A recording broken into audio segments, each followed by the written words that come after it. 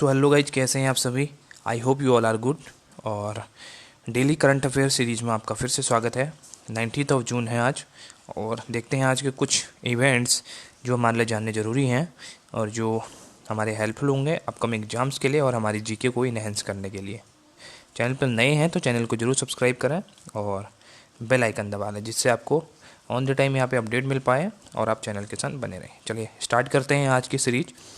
पहली न्यूज़ है, Polycab India acquires Sylvan innovation lab. यहाँ पे जो सिल्वन इनोवेशन लैब है वो बेसिकली करती क्या है वो आपकी जो होम ऑटोमेशन है उसके कॉन्सेप्ट पे यहाँ पे काम करती है। इंडियन रेजिडेंशियल बिल्डिंग मार्केट के में ये काम करती है, और जो डिफरेंट टाइप के एक्सेसरीज हैं होम के उसको यहाँ पे देती है और उसके ऑटोमेशन पे ये काम करती है। चलो देखते हैं न्यूज़ क्या है।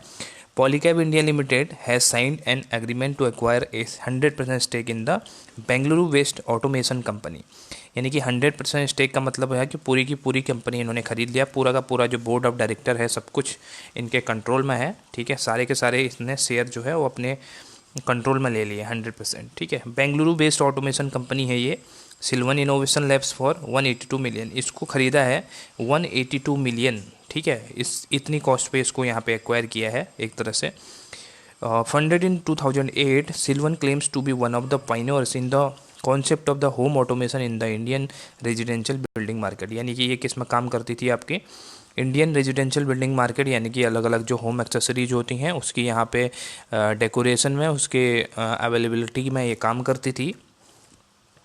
सिल्वन has installed over 1 lakhs devices in more than 8,000 homes and offices and has 17 patents। यहाँ पे जो सिल्वन कंपनी है, सिल्वन लिमिटेड, उसने अभी तक यहाँ पे लगभग 1 लाख से ज़्यादा डिवाइसेस 8,000 घरों में यहाँ पे इस्टेब्लिश किए हैं, जिसमें से 17 तो उनके पेटेंट्स, 17 डिवाइसेस को उन्होंने यहाँ पे पेटेंट्स भी करा रखा है। ठीक है, तो ये बात थी हमारी जो पॉलीकैब इंडिया थी उसने एक्वायर किया किसको, सिल्वन लिमिटेड कंपनी को।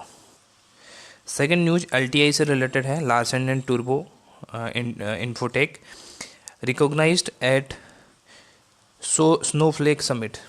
ठीक है, यहाँ पे Larsen and Toubro Infotech has been recognised as the global innovation partner of the year by Snowflake. यहाँ पे जो आपकी लार्सन एंड टूब्रो आपकी इन्फोटेक कंपनी है उसको global innovation partner of the year का यहाँ पे अवार्ड उसको दिया गया या उसको रिकॉग्नाइज किया गया। ठीक है, द डेटा क्लाउड कंपनी है आपकी स्नोफ्लेक, जिसने ये यहाँ पे ये डेटा को यहाँ पे जारी किया है।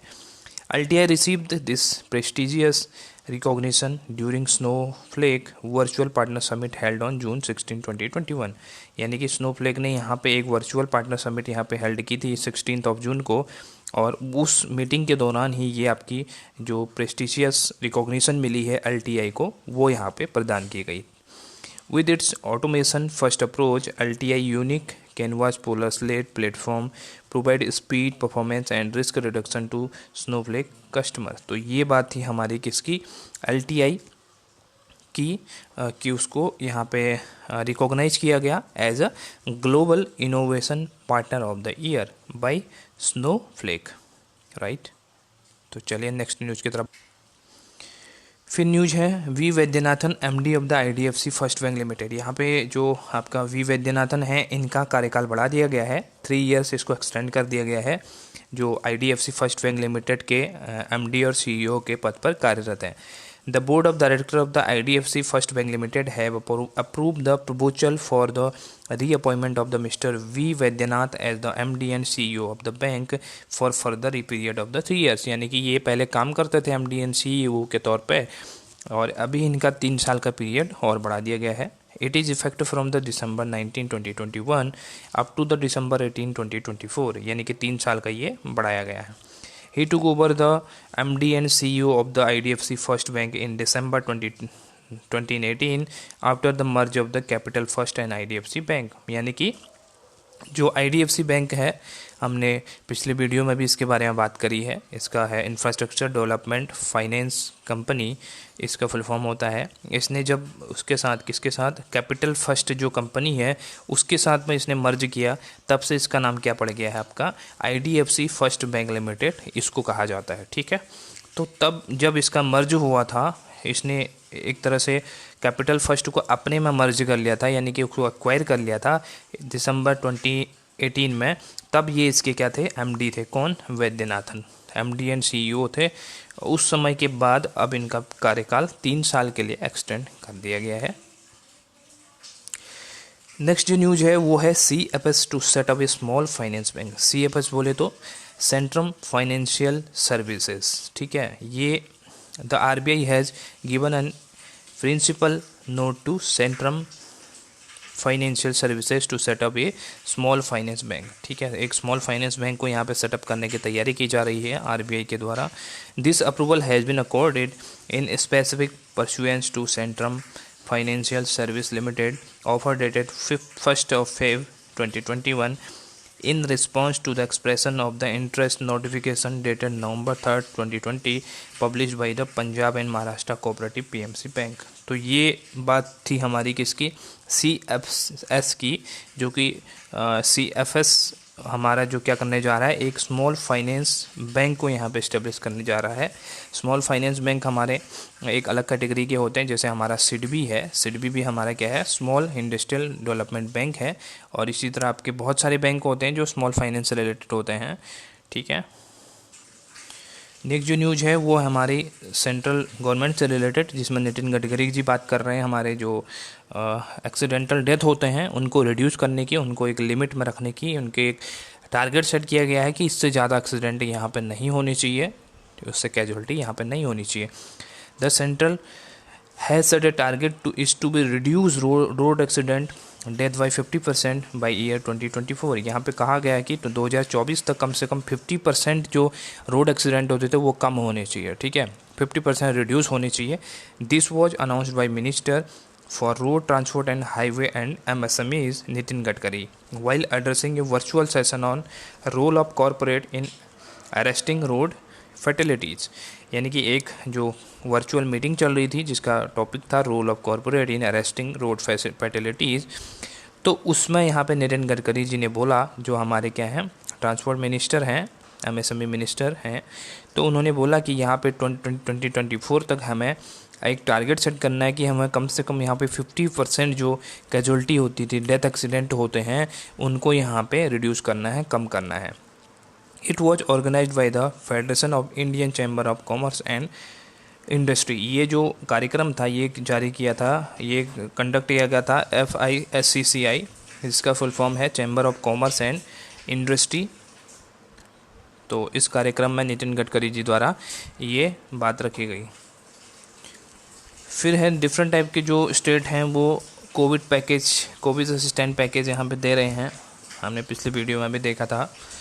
तो यहाँ पे भी बात आई है उड़ीसा की, इससे पहले आसाम ने भी यहाँ पे वो किया था, गुजरात ने भी यहाँ पे कुछ जो हमारे जो सॉल्ट पेन वर्कर थे उनके लिए यहाँ पे एक इनिशिएटिव लाए थे। वो हमने पिछले वीडियो में लास्ट इससे पहले वाले में देखा था।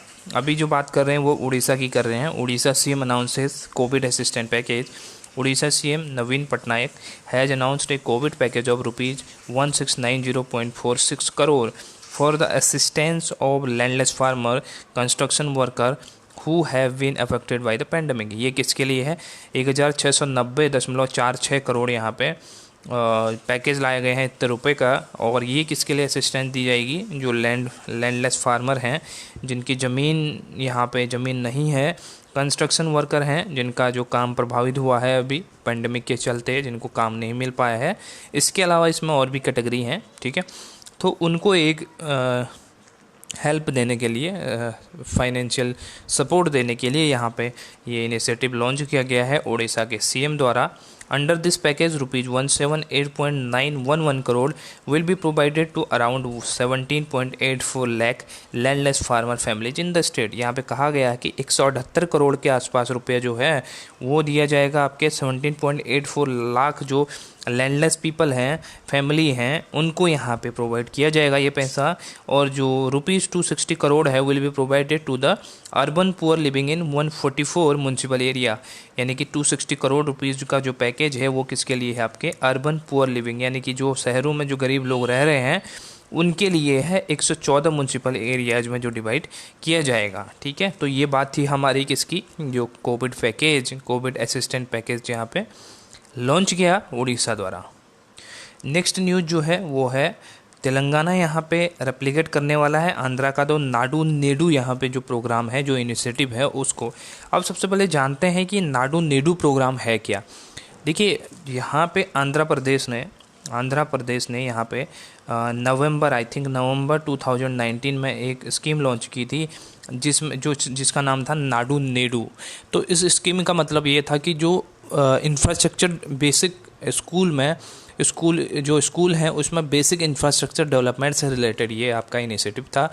इसमें 9 टाइप के यहाँ पे इंफ्रास्ट्रक्चर डेवलपमेंट पे बात करी गई थी, जिसमें था कि आपका वाटर, ठीक है, साफ पानी हो गया, उसके अलावा आपके बैठने के लिए चेयर्स हो गई, उसके अलावा आपका इलेक्ट्रिसिटी सप्लाई हो गई, फैंस हो गए और ट्यूबलाइट्स हो गई। तो ये इसके अंदर टीचर्स के लिए बेसिक इंफ्रास्ट्रक्चर और ये सब चीज़ें मिला के इसमें 9 टाइप के जो इंफ्रास्ट्रक्चर डेवलपमेंट थे उस पर बात की गई थी, जिसका नाम था नाडू नेडू। तो इस प्रोग्राम को अभी तेलंगाना भी रेप्लिकेट करने वाला है।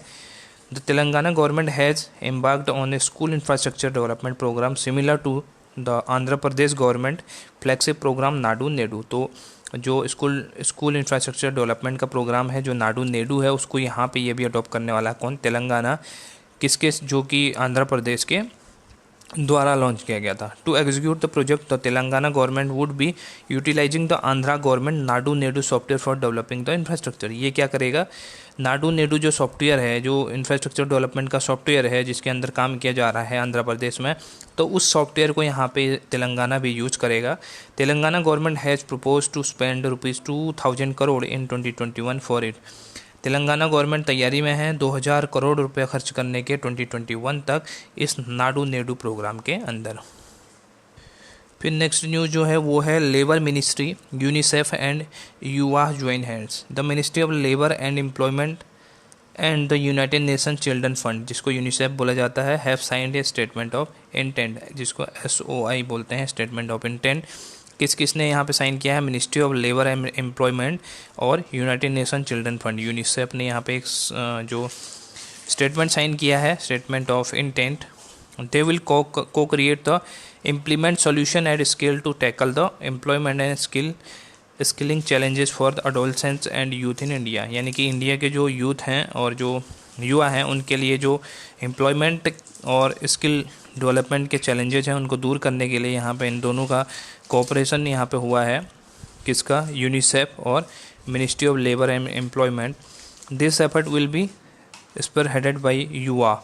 ये जो एफर्ट है उसको कौन इसको वो करेगा, स्प्रेड करेगा, तो वो युवा करेगा। UNICEF multi stakeholder alliance in India globally known as generation unlimited. यानी कि जो यूनिसेफ का जो ग्लोबली वो है स्टेक अलायंस है इंडिया में, उसको जाना जाता है जनरेशन अनलिमिटेड के नाम से भी यहाँ पे जाना जाता है।